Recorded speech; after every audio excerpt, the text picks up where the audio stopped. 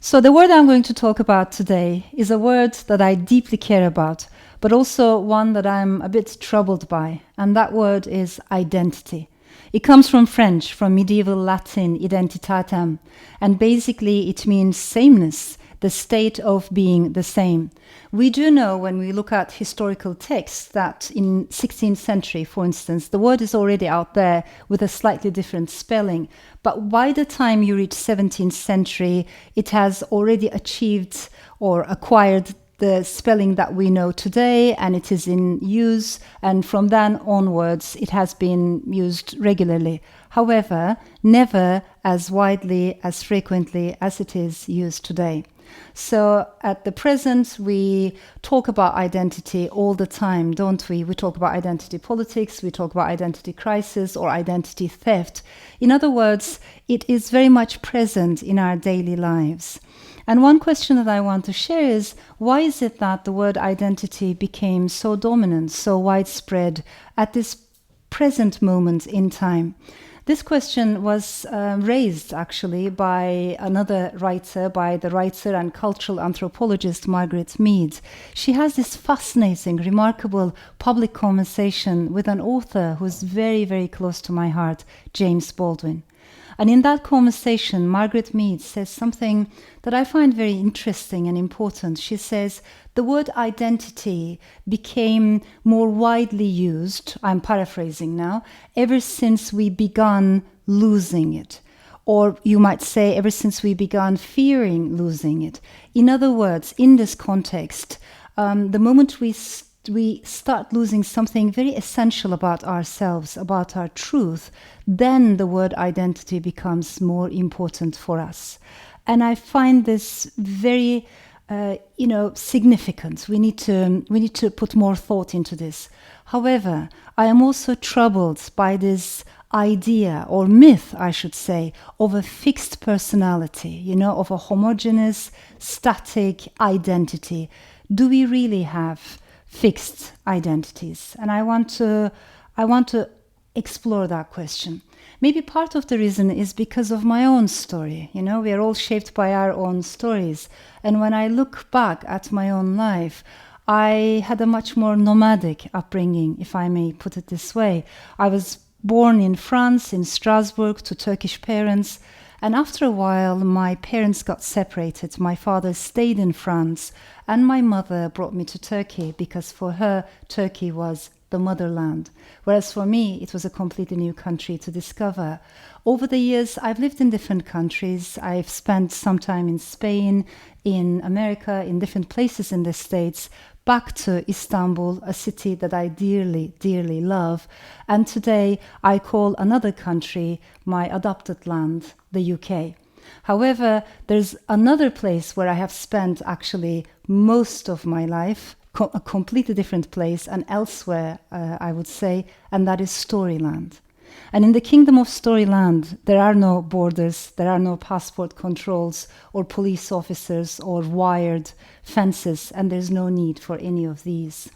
But the question, where are you from, is a question that has always been important to me. And actually, it's a question that I dread a lot. I dread being asked because I always pause, I always hesitate. And I explore this question in this little manifesto, which is called How to Stay Sane in an Age of Division. I want to read just a little passage from there where I talk about this. Whenever I'm asked, where are you from? I want to be able to say, I am from multiple places. I come from many cities and cultures, plural and diverse. But I'm also from the ruins and remnants of these, from the memories and forgettings, from the stories and silences. But even if I could offer this answer, it would probably fail to satisfy the person who had posed the question in the first place. Yes, but where are you really from? They would insist. And I knew the format. It's like a questionnaire style. You could only fit one word in that box, no more. In an age of speed, simplicity, and fleeting glimpses, few people had either the time or the patience for long answers. So I would simply say, Turkey, and they would nod, satisfied. Yeah, I thought I had heard it in your accent. What is it about our accents that gives us an identity? I am not denying that our accents, my mispronunciations, they're an inextricable part of who I am, my own story. But the question I want to ask is, as immigrants, as foreigners, as outsiders, as newcomers, as Hannah Arendt would say, can we dare to be more complex? Can we dare to be much more than our accents?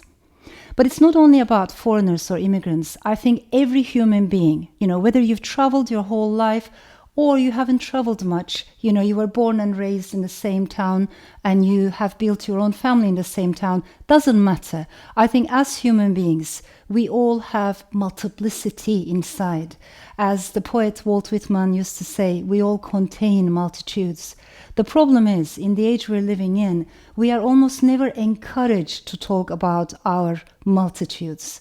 We are just the opposite, actually, being pushed into boxes and tribes and expected to stay in those tribes once and for all. When I look at my own journeys, when I look at my own writing, of course, you can see very clearly that I am an Istanbulite, I am very emotionally attached to Istanbul, and that's not going to change whether I'm there or not. But I'm also attached to the Balkans. So put me next to a Greek author, a Bulgarian author, a Romanian author. I have so much in common with them. Equally, I have so many elements in my soul from the Middle East. Again, this time put me next to a Lebanese or Syrian or Iranian or Iraqi or Jordanian or Egyptian author. I have so much in common with them too. I am European by birth, the values that I share. And over the years, I've become a Londoner. I've become a British citizen.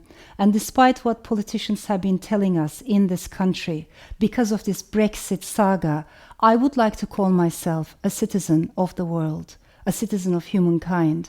And that doesn't mean that you have no care for anything. It doesn't mean that you are floating in the air aimlessly, without any attachments. Just the opposite. I think having multiple belongings means that you can care about the local, regional, national, international, and the global at the same time. You can have a lot of love for the land of your ancestors, for your own culture, yet at the same time care deeply for someone else's pain, someone else's sorrow, or care deeply about the fact that our climate is, being ruined right now and our planet is burning. So why can't we have local and global attachments at the same time? Why do we live in an age that constantly encourages this illusion, of static, homogeneous identities? I think I feel much more comfortable, and I think it's closer to our truth when I think of fluid, multiple belongings.